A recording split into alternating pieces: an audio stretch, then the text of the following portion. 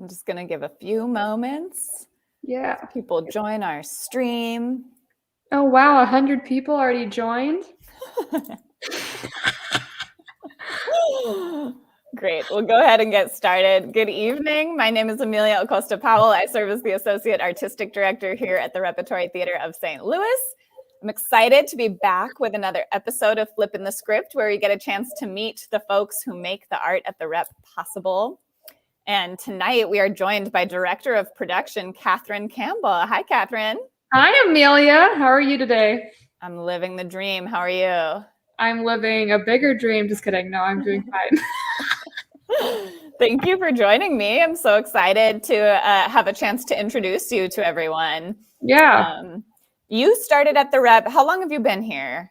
I've been on the ground in St. Louis for 2 months, but I started remotely like 2 weeks before that. So I've been with the Rep probably just under around 3 months. So yeah. Fantastic. Well, welcome aboard. We're so happy to have you. Personally, I've already so enjoyed working with you. And I'm excited for people to get this chance to get to know you a little bit. Oh, thanks. I hope they enjoy the chance. I'm sure they will. Let's just start off with an easy one. Will you introduce yourself? I just introduced you, but will you introduce yourself? Tell us your role and something unique about you that most people might not know. Oh, wow. Okay, I wasn't expecting that. Hi, my name's Catherine Campbell. My pronouns are she, her, hers. I'm calling from the land of the Osage, Missouri, and Alini. As Amelia just said, I am the new Director of Production at the Rep, and I've been here less than 3 months. Prior to that, I was production and company and artist managing across the country and the Twin Cities last at the lovely Mixed Blood Theater Company, which has a very soft spot in my heart for social justice and moving the dial forward in theater. And prior to that, in New York, DC, and Los Angeles at many live entertainment theatrical venues of many forms. So I'm very excited to move somewhere else in the Midwest. I've been on the East West Coast and the Midwest and moved further down. So just excited to see what St. Louis has to offer. And originally from California. So it's very humid here. But something unique about me, I had to fill out a fun fact for something earlier, and I have not filled it out yet. But I was going to say, what was I going to say? Oh, I was going to say this, which is terrible, and people are going to judge me, but I have performed Baby Got Back for over 1,000 people multiple times. Whoa, that is a fun fact. I also feel like we should share this fun fact that's kind of about you, but it's your dog's birthday today. It is my dog's birthday, Amala! Oh, she's on the couch. She's like, I am not having this. It's my dog's first birthday, everyone. She should get to relax on her birthday. Catherine. Well, now you all know how it works between the Associate Artistic Director and the Director of Production. Amala, happy birthday. She's like, 1-year-old does not want to be videoed. She doesn't. She's like, put me down. Why are you doing this? I was on the couch comfortable. Anyways, back to you. Well, thank you.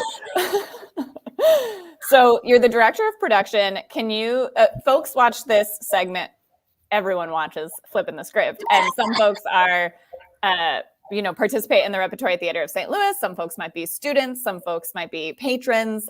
So different levels of familiarity with our work. So can you give a description of what the responsibilities are of the Director of Production? Yeah, so in production management, we are kind of the core nucleus of production. We oversee all the sectors of design. So everything you see that is created on stage, we oversee the schedule, timeline, budget, execution of it with all our wonderful hands and creative teams. So any designer that comes into the space, we are kind of one of the main streams of communication that we talk to as we oversee all the shops. So we oversee scenic and carpentry, we oversee properties, we oversee lighting, sound, projections, costumes, all different areas. So as much as people come to see the theatrical experience and see the actors on stage, all the colors and different aspects that are bringing to life, we spend the time to figure out all those details that are being presented in different layers. So oversee a staff at the theater who execute all the beautiful designs. There's people that have been there for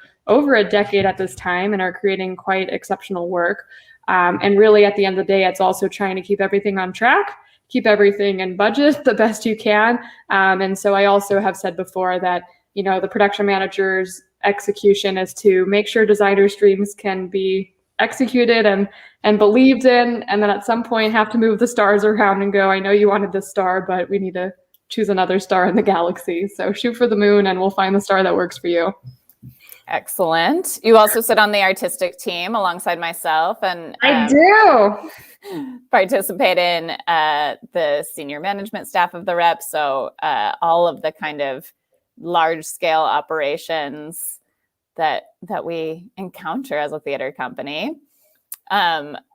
I also just want to highlight the incredible team that Catherine oversees in the production departments. You said many have been there over a decade, some of whom have been there over 4 decades, it seems like. So at least over 3. Is there over 4? There's over 4. I think Bob Trump, whose costumes, if you have not met this wonderful human, he can do anything in a second. And he's at costumes. I think it's 40 years. Wow. Isn't that crazy? Amazing. I feel like that might be longer than you've been alive. That is, we don't need to talk about that. Who knows? Who knows? So we all love a good origin story, especially storytellers in the theater. Yeah. How did you get started in theater? And then how did you move into the production management, director of production track? Mm-hmm. Yeah, well, it's all thanks to my best friend, Amy Strauss, that I have from my childhood. When I was originally in high school, I wanted to be a chef. I was baking cakes for everyone's birthday from scratch, except, sorry, Mom and Kristen, my sister, who complained that I didn't bake one for their birthdays, but everyone else at school that I paid like $10 a cake for. And so I was baking cakes, and so I wanted to have my own Food Network show, and I still want to be on Shop. I probably should be on Nailed It now more than anything. If you've seen that show, I cannot do what they're doing anyway. And so I wanted to do home ec, but the building that was being built on campus didn't get executed. And I think to this day, over a few decades later, it's still not built. So no one's learning how to cook on that campus, which is an essential skill set that we all learned more so about during the pandemic if you were making bread. And so my best friend said, why don't you come do theater with me? And I'm like, no, I don't want to do that. And I saw the show called 30/60, which is based on the show originally based in Chicago called Too Much Light Makes a Baby Go Blind, which is 30 skits in 60 minutes. And it's just crazy and insane and just weird things. And I was like, I have to be involved in that in some form. And so I joined the theater class. And I remember my first audition was for You Can't Take It With You. And I thought that if I auditioned for the part that no one was auditioning for, that meant I got the part. And so I auditioned for the part where someone has a Russian accent, I think is the accent they have. I did not put on a Russian accent, but I was like, no one auditioned for this, so this must be my part. So we are locked and loaded. And what I didn't realize is that's not how the process in theater works. Saw the callback list. My name was not on the callback list. And so once I got into college, I decided, because of my theater teacher, I wanted to maybe go into education. So my first track was wanting to be a theater teacher, changing people's lives, and then got in more of education management, thinking we can change 1,000 children's lives in one day. And then a mentor told me, going through stage management and designing and stuff, you have a knack for production management, so you should consider that. But that's not really a skill set it has more recently been involved in education processes to do that. So entered into production and artist management, and haven't really left it since, and feel like it's kind of my hub, and not going back on stage and doing some accents that I really should not be attracted to. Excellent. I feel like there's always that great, I just wanted to hang out with those people or do that weird thing, and then I got sucked in and I never left the theater. I think that is the art of theater. Yeah, I want to hang out with these weird people, and now I'm stuck. So yeah, that makes sense to me. That is, I identify with your origin story. So other than You Can't Take It With You, which is clearly sticks in your mind as a top favorite memory. Yeah. What kind of theater are you into? What are your top 3 favorite plays that you've worked on? Okay, I think I think new works are great, and I will say this, I've said this before in places I shouldn't have, but I'm not always a fan of the classics. I think classics are beautiful, but I think we got to keep it fresh and keep it moving forward and progressive, and also just relate more to diversifying and reaching new audiences we haven't, and also just folding into ideas of pushing the envelope forward and then differently than we have before. So one of my favorite shows that we did work on that I thought I was going to unfortunately die doing was called Autonomy, which was at Mixed Blood Theater, the last institution I was at, which was a drive-through car experience, which ironically we did right before the pandemic and talked about a pandemic in it. So I hope our show didn't cause the pandemic, but it was in a it was in a 70,000 square foot venue, and we had people driving golf carts from scene to scene. There was vintage cars throughout the space. There was massive projection screens, dancing lights. It literally, each scene was, 8 minutes, transition 2 minutes, and music and singing and just chaos of production logistics in such a short period of time. So I say that's one production wise I liked. I would say this one is random, but the last show that I was in was 25th annual Putnam County Spelling Bee, and I played Olive. And I do love that show. I think it has a special place in my heart. And that's when I stopped acting, because maybe that was the best one and we're all done. And then what's another show? I have one more. I'm just trying not to, I would probably say, actually when I was at Lincoln Center, I'm going to do two. I'm going to do two honoraries. So Lincoln Center, there's an artist named Yola that we did a concert for her of, and she just has the most stunning voice. She does this song of Goodbye Yellow Brick Road by Elton John, and no shade to Elton John, but she kills that song. So step aside, you got to listen to this track, Yola. And then she's a fabulous Black queen. And then the second thing I would say is Mobile Unit at the Public is one of the most invigorating, exciting processes of taking work to prisons and community centers. And even though it's Shakespeare, and I know I said I hate the classics, the purpose of it really makes Shakespeare come to life in a different way and makes it more interactive and personal. And I think the work that brings people that can't have access to theater is really beautiful, and had this pinpoint in my life where I was saying, I don't know if theater is my path. And that really brought me back and said, no, I need to go back to theater and not work in education. So those are some good ones. Quite the range. Yeah, the range all over. Not as big of a range as Yola. So well, there you go. Okay. At least we're also getting fantastic music recs. Yeah, she's a good one. I appreciate that. So I don't know if you said that you have been in education, and I don't know if that education work you've been doing was focused on production areas or not, but as you are speaking with students, as you are mentoring young professionals, what is the best advice that you have to offer for someone who wants to pursue a career in theater production? Yeah, of course. Don't give up. Shoot for the moon. Just kidding. No, I have to give something a little bit more literal than abstract. I would say you should explore every medium possible as you're studying the subject until you find the one that fits. I would say if I didn't take on internships, which I know is a controversial topic right now in our industry based on pay, I wouldn't have been exposed to different areas I knew I wasn't going to fall into if I didn't step outside of the comfort zone of what I was doing in my classroom experiences, or try dipping my toe in props or versus lighting or versus stage management. I wouldn't actually know. So just know that the track you think you should be on may not be the one that you are designated to be on, and maybe it is.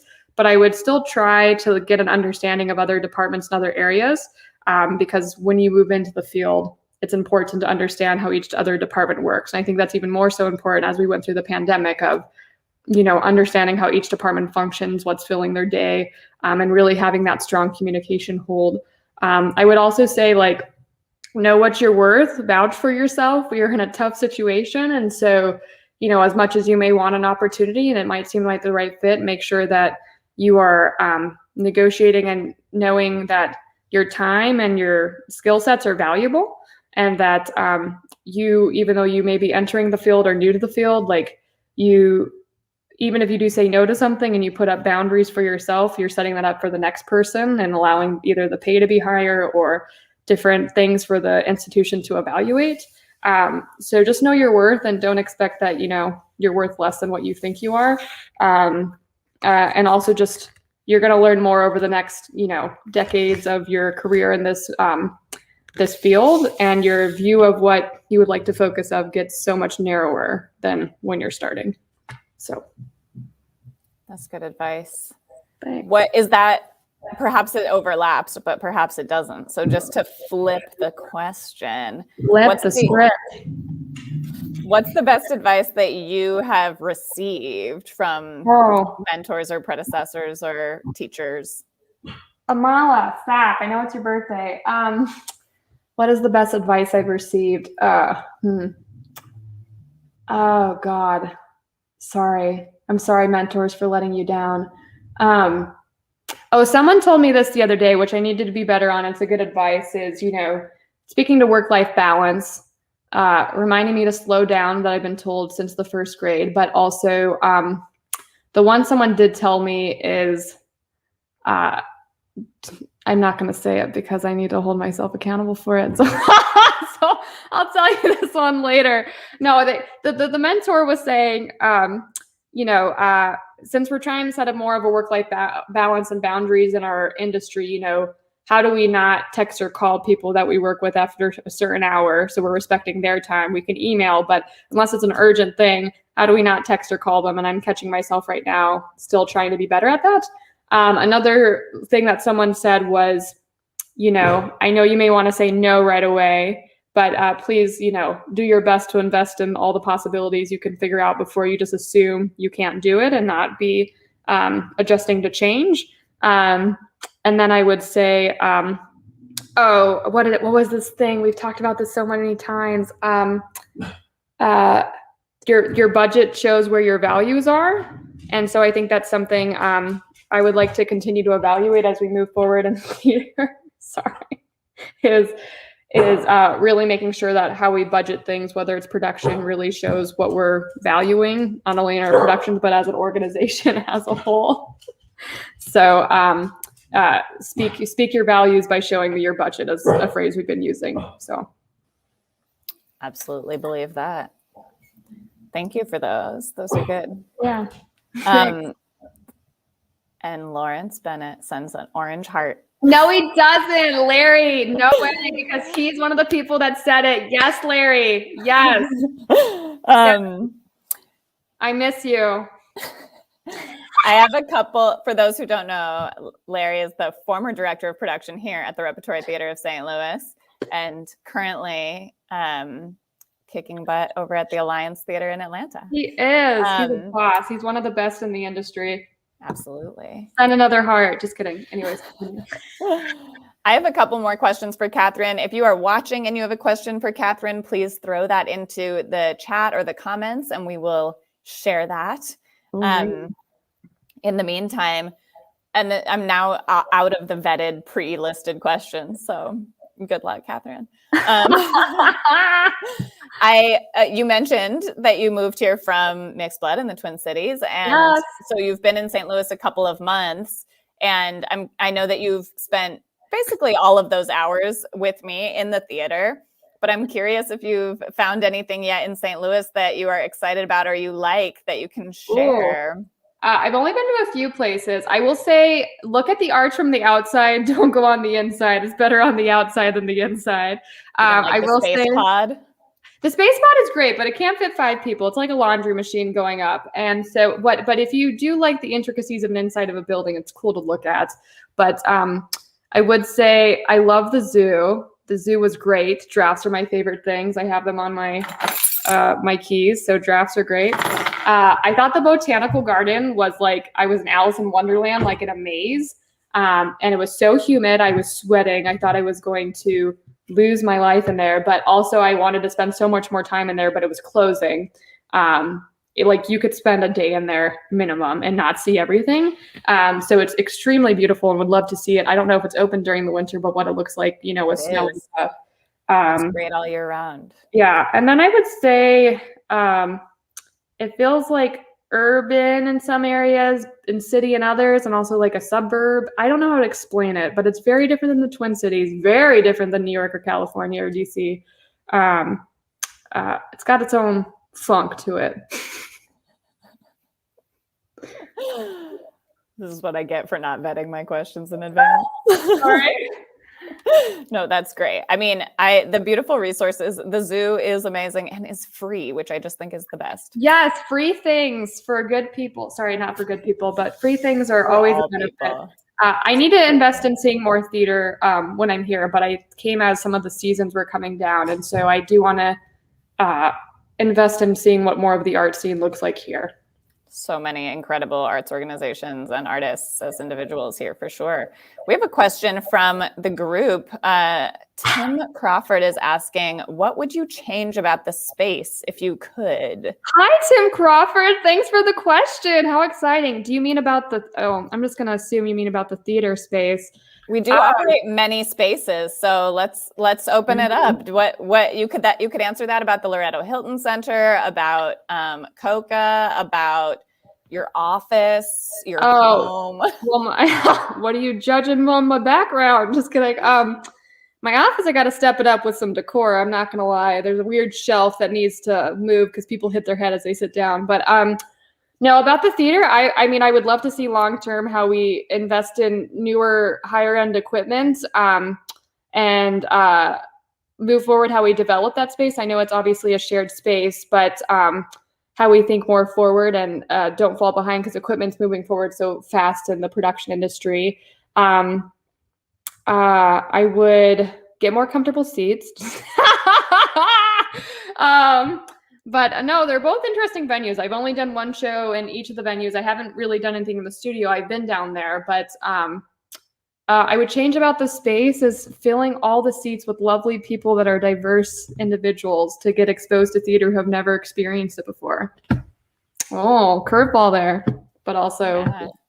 Is that a change of the space? Maybe it is. Yeah, I appreciate you diving into that after, only your first couple of productions in the space so far. But I think every production person always says there's something that needs to upgrade in the space. Well, there always is. Yeah. We have some joke questions and some fun questions. Johnny would like to know when you're delivering the ice maker. Oh. We can meet at the grocery store again, but I didn't get one yet. I did have an icy machine as a kid that you would make blend ice. So I can get you one of those. That's $20. The ice machine, I will happily deliver you a cup of ice every day if that's what it takes. But I don't know if I have the budget for that. As I just said, let's invest in new equipment for the stage, which your ice machine may make the budget. But for those who may not know, John is our incredible costume crafts artist. Yes, John is amazing. You should stare at the stage of Christmas Carol coming up. He's going to do incredible work, and he has beautiful candy to steal from his office. He mentioned your love for mounds. Emily, our fantastic ATD. Oh my gosh, people technical director. Oh, shut up. What's your favorite song to sing? Shut up. It's not that song. So she thinks it's the song. I had this embarrassing moment during, God bless Amelia's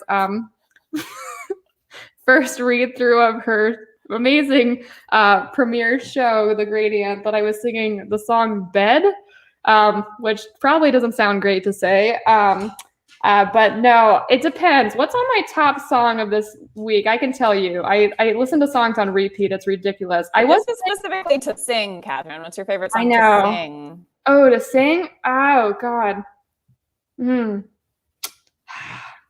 Oh, you know what I was singing a lot, actually? Screaming it in the shower was What's Up by Four Non-Blondes, which I think is so relevant to theater. Excellent. Yeah, I was singing that. But I was also listening to Throw That Out that our company manager showed me, which is a tune. But Bed, I will give you that one, Emily. One in your court. I'll see you tomorrow. There you go. Wow. Called out live on the air. And outed yourself, in fact, finishing that story. You just got to call it out so no rumors can be spread, Call yourself out and in. I have one last question for you, and then we're going to go into our lightning round. Lightning round. And I appreciate that Tim Crawford got us started on this conversation between his great question and your great answer. But just to broaden it out, if you had the opportunity to change one thing within our industry, within the theater industry, magic wand overnight, you can change something. One thing. Well, with the magic wand, can I ask for 3 more things? No, cheater, pumpkin eater. I'm in between 2 things, and I know I talked about one before, but I'm going to say both because, here we are, and we're live. I just want on live broadcast to point out, I say, Catherine, pick one thing, and she says, cool, I'm just going to pick 2. I know you said 1. I don't care. That's the dynamic. I'm so sorry.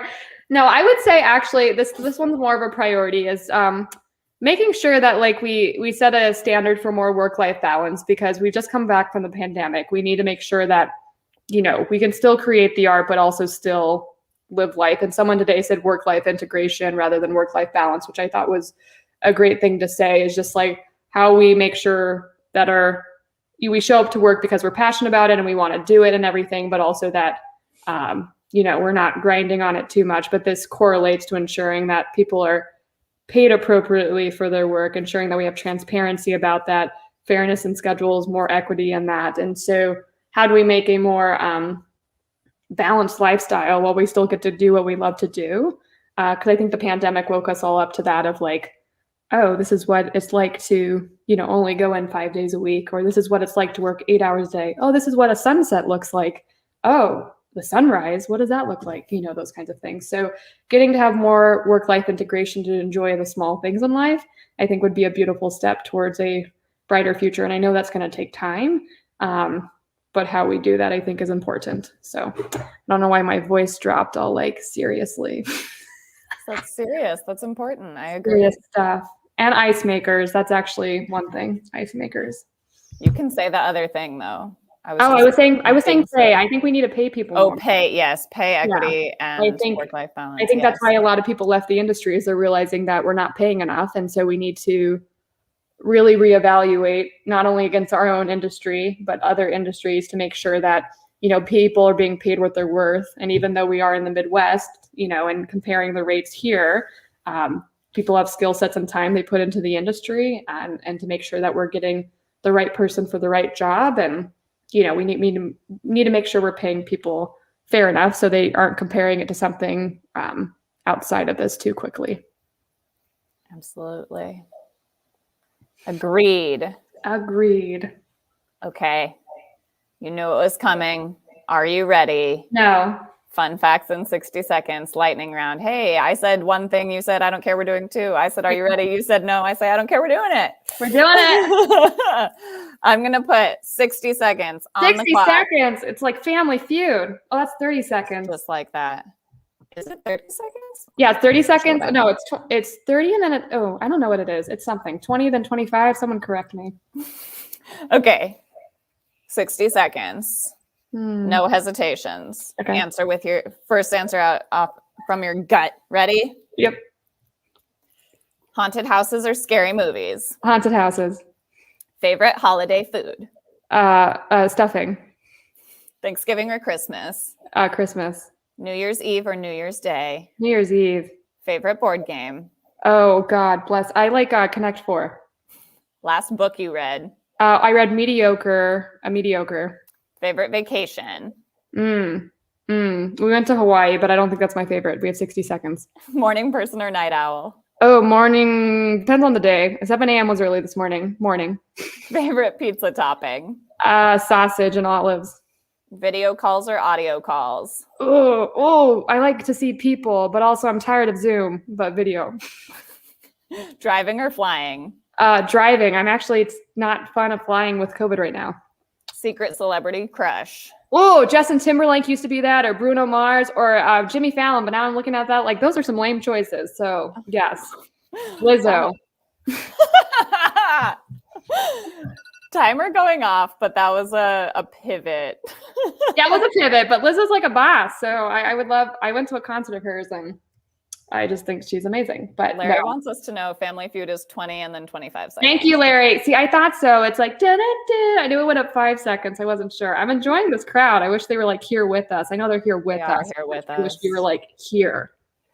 Well, I'm so grateful for all of you who joined us. And if you're joining us after the fact, I hope you are enjoying. We will be back with more episodes of Flippin the Script. And in order to learn more about Catherine and get to know her, come to the rep and greeting, chatting about people's fun masks and making our shows possible. Catherine, thank you for all that you do here at the Rep. It's such a pleasure to have you joining the team, and I appreciate you. Yes, and thank you, Amelia, for being the glue that holds a lot of the institution together. She's a boss. If you ever get to meet her, say hello. She is a legendary human being. It is a privilege to work alongside her. So thank you. This went by so fast. Let's do another 60 seconds. Right back at you. It is a privilege. Everyone, if you are enjoying Flippin the Script, if you are enjoying the work that the Rep is doing, please support us. And I'm going to put some information on how to do that via text to give donate on the screen after this. Yeah, you should donate. Also, Gradient closes this weekend, and this one directed it next to me. You should watch it. Shout out. Come see the Gradient. You have through Sunday at 2 p.m. All right. Thank you, Catherine. And thank you, everyone. We'll see you again soon. Have a good night. Bye.